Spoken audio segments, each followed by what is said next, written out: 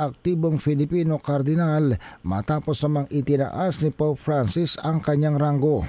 Kahapon pinangalanan ng Santo Papa ang 21 bagong kardinal matapos ang Angelus sa St. Peter's Square sa Vatican.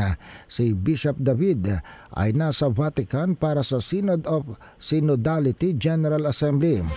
Siya ay nasa pangalawang termino bilang Pangulo ng Catholic Bishops Conference of the Philippines. December 8 ang mga bagong prinsipe ng simbahan ay makakasama na sa College of Cardinals, isang kapulungan naman na naatasan na pumili ng bagong Santo Papa.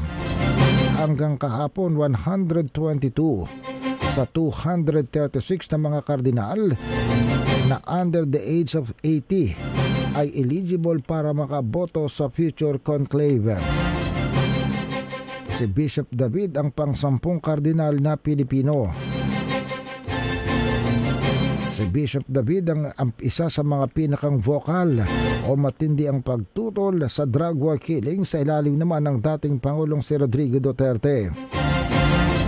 Ikinalungkot ni Bishop David kung paano ang anti-illegal drug campaign ni Duterte ay sumira sa kanyang diocese at pininsala ang maraming buhay at mga pamilya. Saklaw ng kanyang diocese ang mga lungsod ng Caloocan, Navotas at Malabon na aniya ay ginawang killing field sa panahon ng dating Pangulong si Duterte.